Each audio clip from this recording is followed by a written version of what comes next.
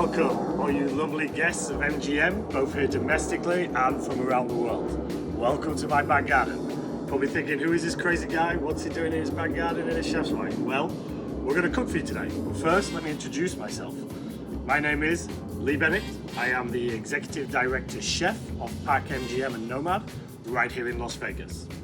So, what are we going to cook for you today? Well, we got one of the most iconic British dishes, an export that is so good, so tasty, you can find it just about in any country, a version of it in any country in the world. And that is the classic British fish and chips. So, talk a little bit about it. There's three components to the dish. We're gonna have the tartar sauce a little later on. We've got the chips, and then we got the beer battered fish. Okay? So, let's talk about the chips first of all. Regular potatoes, any good potato, okay? Now, there's two steps to this entire process, and I'm going to explain a little bit more about that later. But first with the chips, cut them to any of your desired shape, whatever shape you like. As you can see, this is the shape that I prefer. Nice and long, not too thick, not too thin. We're going to do this preparation earlier in the day. We are going to par fry them.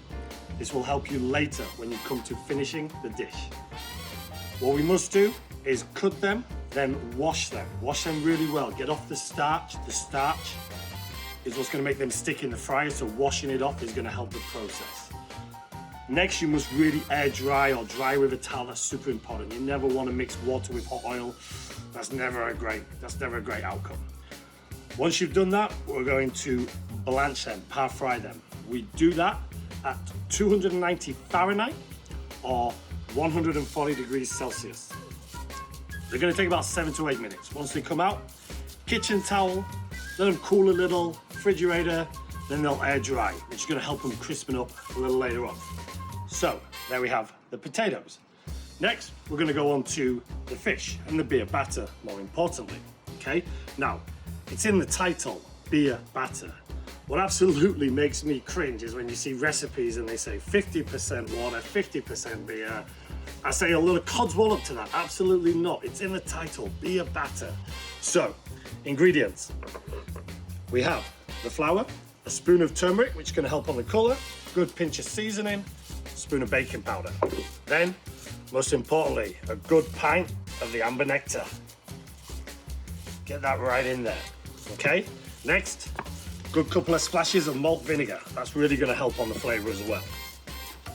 At that point, you take a blender, give it a really good blend. Just keep mixing it and whisking it, mixing it and whisking it. That's going to take about 2 minutes.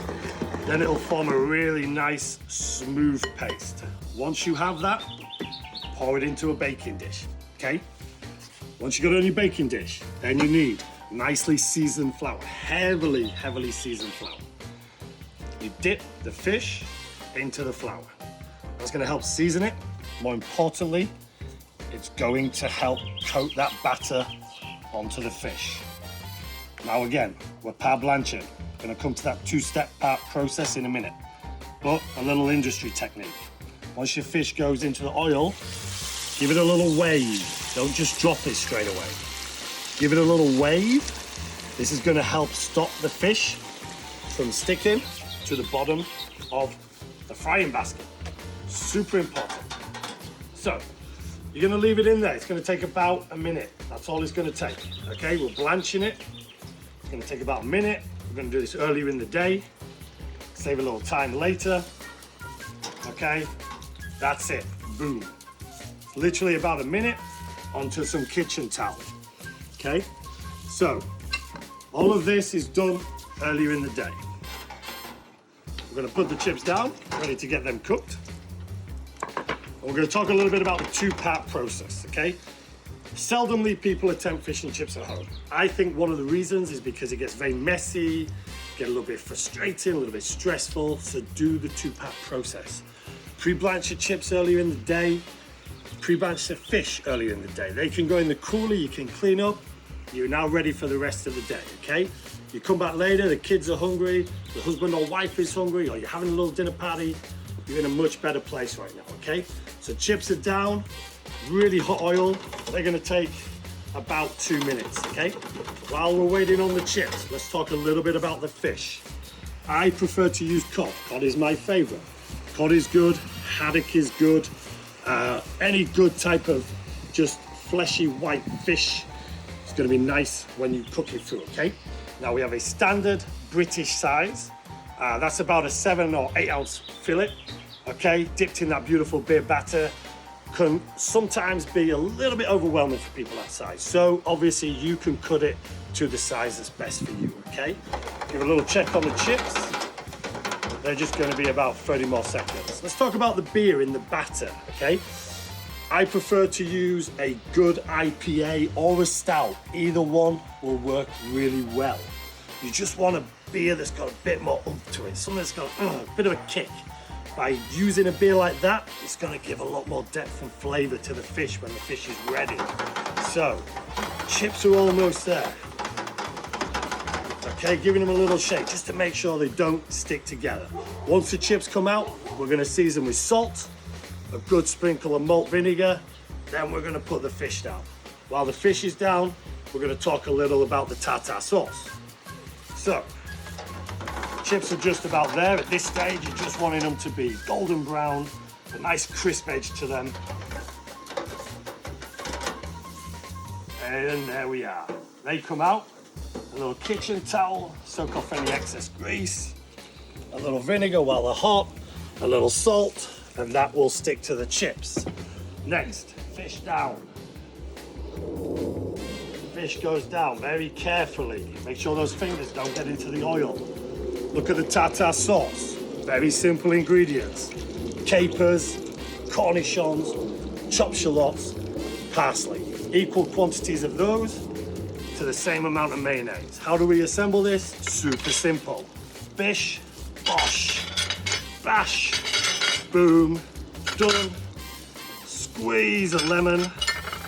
Give that a really good mix up. All right, and literally it's as simple as that. That's it, tartar sauce, lovely.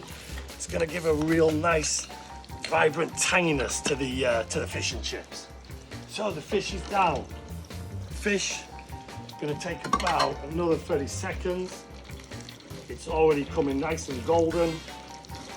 Okay, we cooked it earlier in the day. That's gonna really help the process. Okay, what we're looking for is just a nice golden crispy batter. It's going to take about another minute. Okay, I hope you're all feeling well at home. I hope during this time when we're cooped up that you're not getting too down. If you are, on a bright, sunny, positive day, just get out in the garden, do a barbecue, do some fish and chips. Now, I actually always cook my fish and chips outside, and the reason is my wife hates the smell of frying oil in the kitchen. So it's not unusual for me to actually do what you see me do right now. Now, back to the fish. We're really almost there. We're just gonna press that down for 20 more seconds. While that finishes off, we're just gonna assemble the chips onto the plate, like so. No complexity to this dish whatsoever, just a good mountain of chips. The fish is almost there.